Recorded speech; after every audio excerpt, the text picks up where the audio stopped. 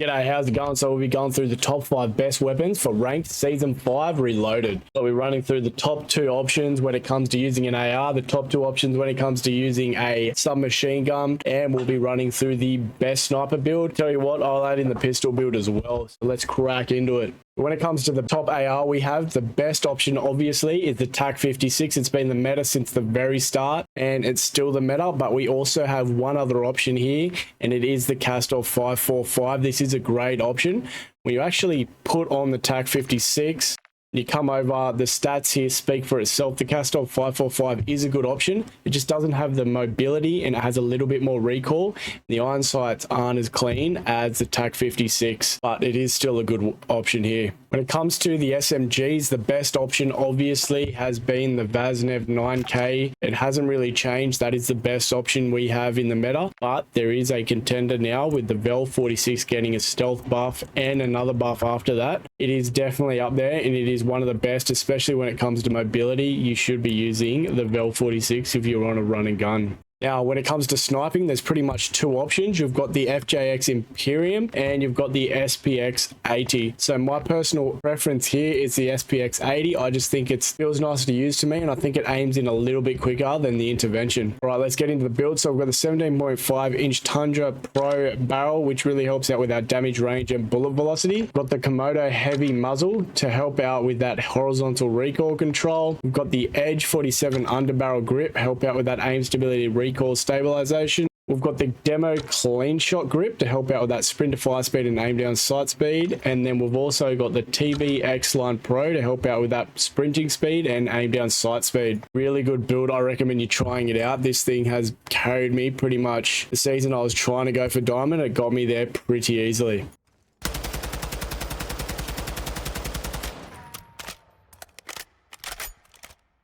Moving on to our Castov 545 build, got the Komodo heavy muzzle again to help out with that horizontal recoil control.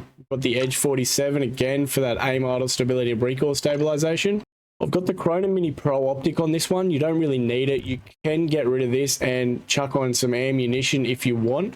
I'm just not a big fan of the iron sights. I think they're a bit too thick for my liking, so I chuck on the Chrono Mini Pro. You can put on any sight you want here. I'd stick to these smaller ones though, as you start getting more aim down sight penalty as you start getting into the longer sights. We've got the Castov Rema stock to help out with that sprinting speed and aim walking speed. And we've got the Demo X2 grip for that recoil control. I think it helps out a lot, especially with that horizontal. This thing has a solid jump up to the right, but this thing helps control that a lot.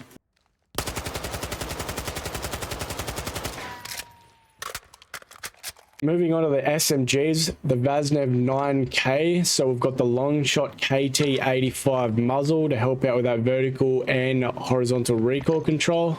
Commando foregrip on this one to help out with that recoil stabilization and idle sway. I've got the Chrono Mini Pro again here. You can take this off. Another thing, I just don't like the iron sights on this thing. I find if someone prones in front of me, I generally lose them, but with the Mini Pro, I do not lose them when I've got this attached. Got the Ultra Zac stock to help with that sprinting speed and aim walking speed again here. And we've got the True Tac rear grip for that sprint to fire and aim down sight speed.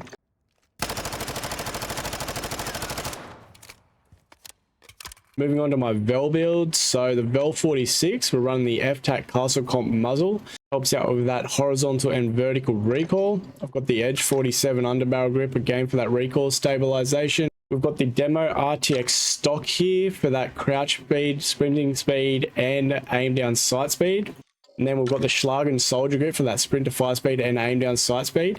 And if you do want to make this thing even quicker, more movement speed, more aim down sight, more sprint to fire speed, and quicker reload, you can chuck on the 30 round mag. I did run this for a bit and I do rate this attachment. I just took it off as I find sometimes if there's 2 or 3 people, I generally struggle with the 30 round mag to take out 3 or more people. But when you're running with a 40 bag, you can take out a full quad on point. So that's why I opted to stay with the 40 round mag when I run this. But it's a great option, especially if you play it well.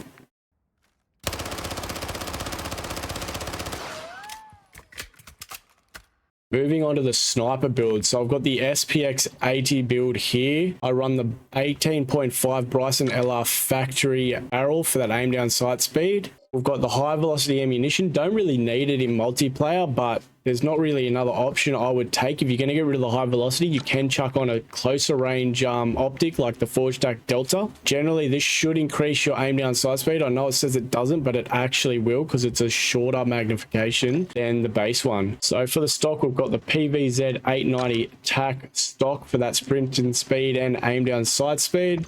Got the Schlagen match rear grip again for that sprint to fire speed, aim down sight speed. Got the FSS ST87 bolt for that re-chamber speed so we can get those shots down range quicker. Alright, so that's all the main builds. Now we've got the pistol build. So this is what I generally run with my sniper. So on this one, it's pretty basic. I run the XRK Luck 9 barrel for that movement speed, aim down sight speed. We've got the lightning trigger fire for that fire rate. Massive increase with that one.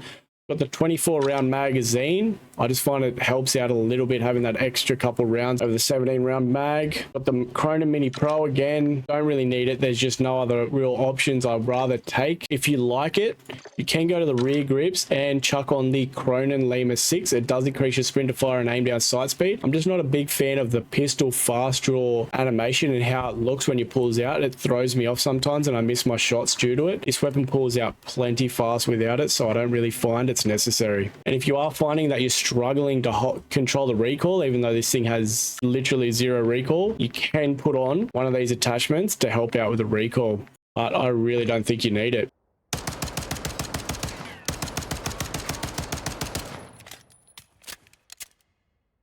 As for my tacticals, we've only got stuns, lethals, situation dependent, map dependent, really depends what you're playing and what you're coming up against. What you're better with personally, I like frag grenades because I bounce them off walls, but Semtex are just as good. Now when it comes to perk packages, this is my go-to perk package for pretty much everything, no matter what I'm doing. So we've got double time bomb squad fast hands. You can swap out if you find you're getting stunned a lot, double time battle hardened fast hands. And yeah, that's really it. I never run focus, even if I'm sniping, it's always fast hands.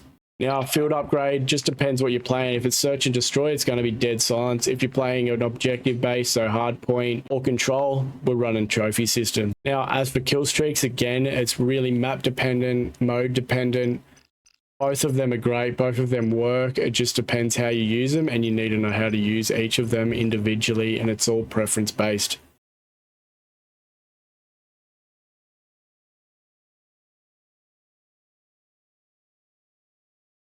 Always maintain your dry drills and practice.